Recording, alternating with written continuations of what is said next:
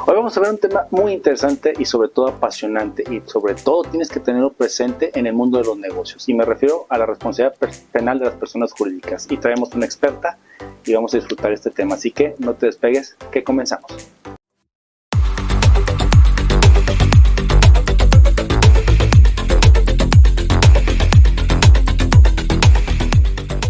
¿Qué tal? De nueva cuenta tu servidor Adrián Paredes, presidente de la revista Consejero Empresarial y del Centro de Estudios del Derecho de la Empresa, SEDE. Y como te anticipaba en la introducción, hoy vamos a ver un tema sumamente interesante y sobre todo importante, que me refiero a la responsabilidad penal de las personas jurídicas. Y para esta ocasión tengo la compañía de una experta en el tema, que la verdad, primero te la doy bienvenida y ahorita me expreso de ella. Maestra.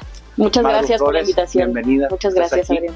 Y bueno, lo que iba a decir de ella, pues mi alumna de la Universidad Panamericana, la verdad, muy brillante, y hace poco nos volvimos a encontrar de nueva cuenta, señales de vida que hay que seguir caminando juntos. Así es. Maru, muchas gracias por estar aquí. Y pues, previo, me bombardeaste y dije, no, mejor vamos empezándole, ¿no?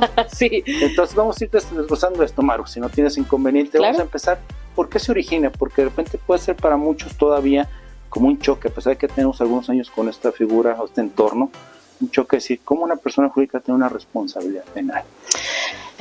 Pues bien, como bien lo comentas, Adrián, sin duda es un tema muy complejo que tiene mucha trascendencia y mucho antecedente de por qué en México iniciamos hace más de 10 años con este modelo de atribución de una responsabilidad penal a una persona jurídica que, por cierto, para muchos doctrinistas todavía el día de hoy resulta en una especie de contrasentido en lo que representa la materia penal, precisamente por el modelo de responsabilidad que se encuentra previsto en la normativa. Lo hablaremos más adelante, pero específicamente por lo que representa una persona jurídica, que es una ficción imaginaria, o sea, una ficción una ficción jurídica intangible, en la que precisamente pues no tiene una voluntad propia, no actúa, sino hay una persona que está actuando detrás de ella, ¿no? O sea, no es un ente que actúa por sí mismo por una voluntad propia, sino por la voluntad de una persona física o unas personas físicas que formen parte de la empresa. Esto precisamente es lo que ha hecho que se generen muchos debates en torno, o se generan en su momento y todavía muchos debates en torno a la pertinencia y la eficacia de la atribución de una responsabilidad penal a una persona jurídica a la luz específicamente de la legalidad, ¿no? O sea, el principio de legalidad.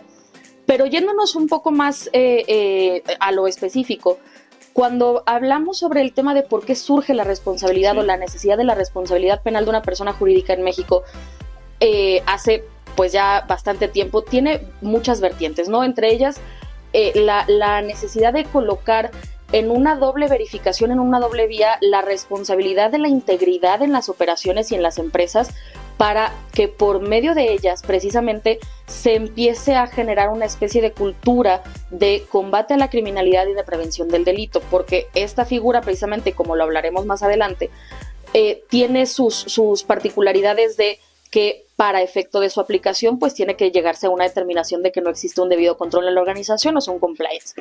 Y esto precisamente genera en los orígenes una obligación implícita, y ahora lo digo, más adelante lo platicaremos por qué implícita, para las personas morales en tener estos mecanismos para efecto de la prevención del delito. En un sentido amplio, y yo lo diría hasta, como lo platicábamos hace unos momentos detrás de cámara, filosófico, en un sentido amplio, a mi parecer representaría una forma de trasladar una especie de carga de responsabilidad cívica, de responsabilidad de prevención a los ciudadanos y específicamente a las empresas, para evitar la prevención del delito y no, para evitar la comisión del delito, para prevenir el delito, y específicamente para, en caso de su incidencia, pues poder tener una atribución a una persona, o sea, una ficción jurídica, que eso tiene también muchas particularidades, pero específicamente cuando lo vemos desde el punto de vista de los grandes escándalos empresariales que han ocurrido tanto en México, y me referiría específicamente también a extranjeros que son más conocidos, caso Enron, etcétera, que de alguna manera, hasta por la atribución, pero también por la atribución a una persona jurídica, pero también por la necesidad del pago eventual de una reparación del daño,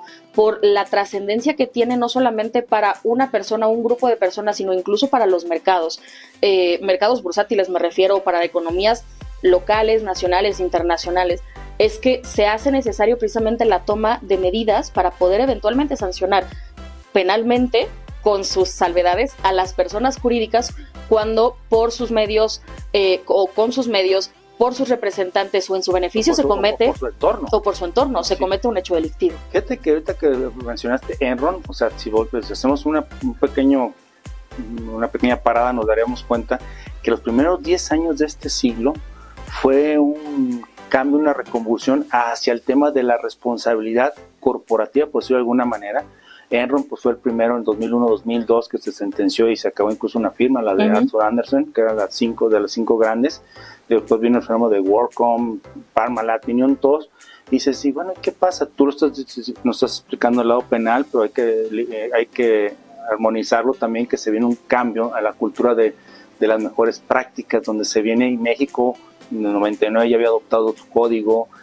Tuvimos reformas a los años en la ley de mercado de valores, precisamente copiando un poquito a Estados Unidos con el tema de la ley SOX, la ley Sarbanes-Oxley, para tratar de regular un poquito más a esas empresas cotizadas o cotizadoras, porque una mala gestión, con dolo o sin dolo, vamos a dejarlo así abierto, pues conduce a un fracaso, donde todo ese público inversionista que son el común de la gente, vamos a ver nuestros ahorros. Entonces ahora esta dureza de esto que estamos analizando, pues bueno, mejores prácticas es una recomendación de ser bueno. Y ahora que viene la sanción si no lo eres. Exactamente. ¿Sí? Exactamente. Y entonces empieza este movimiento.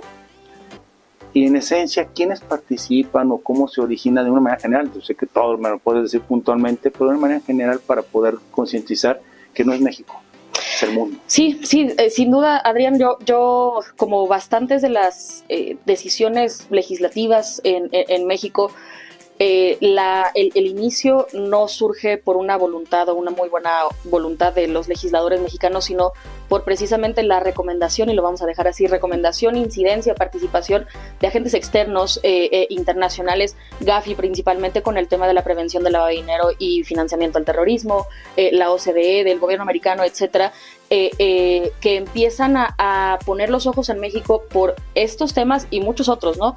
Lo platicamos hace muchos años en este mismo espacio, no diré cuántos.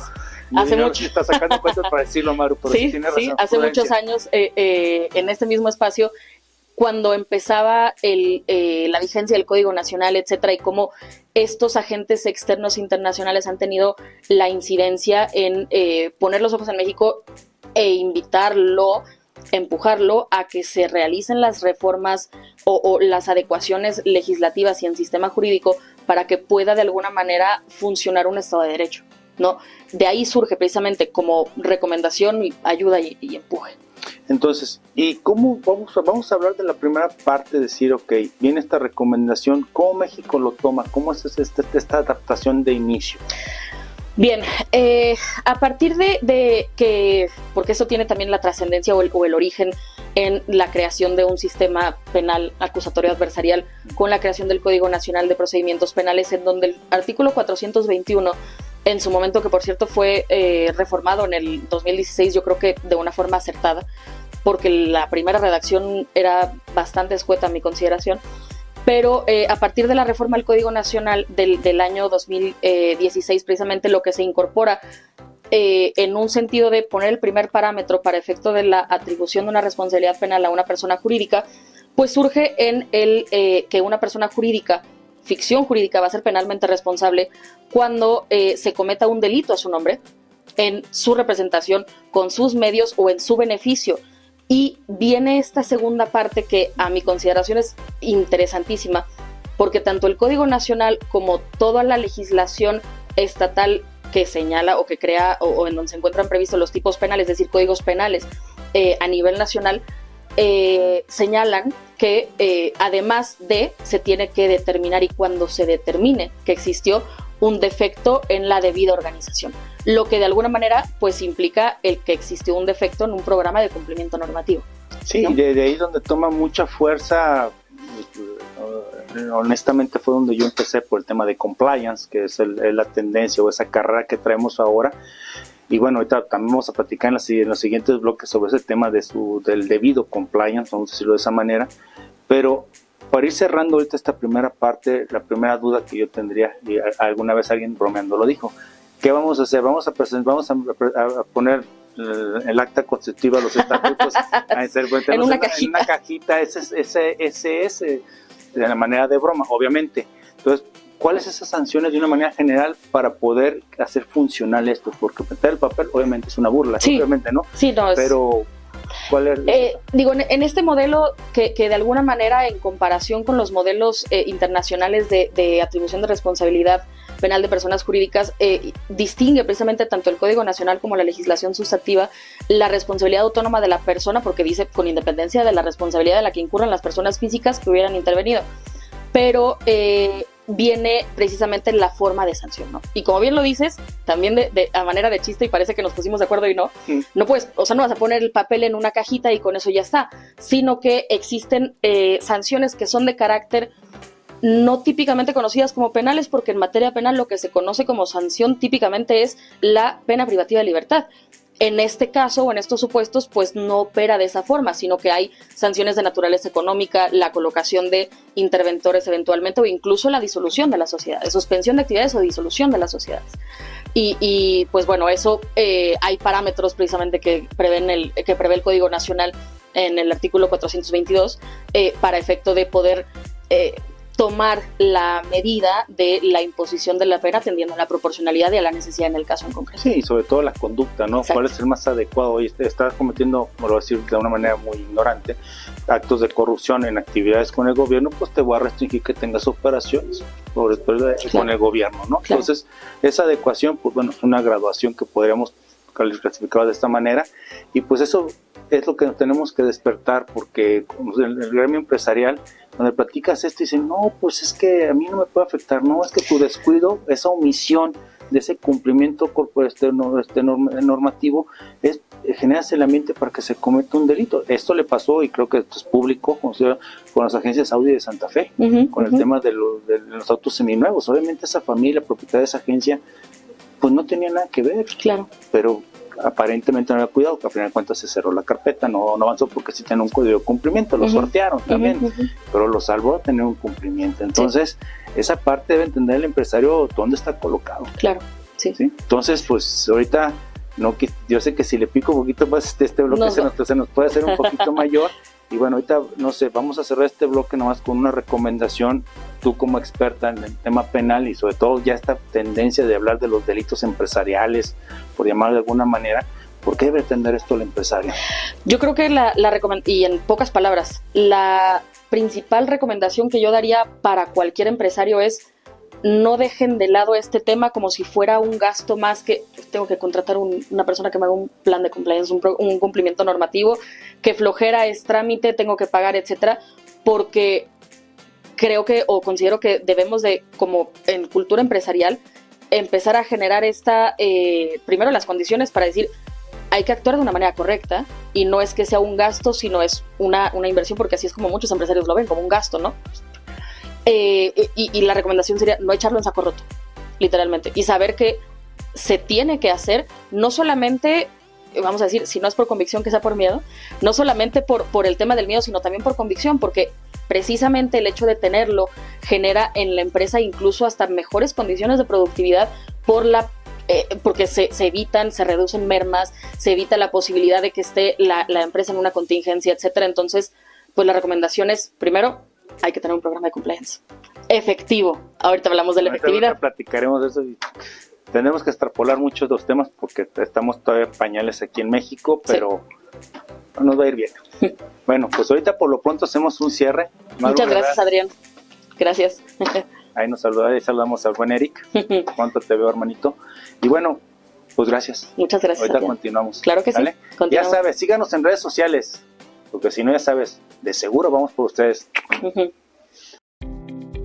Suscríbete a nuestro canal, ve todos nuestros contenidos y sobre todo espera grandes sorpresas de Consejero Empresarial y toda la familia que la conformamos. Gracias.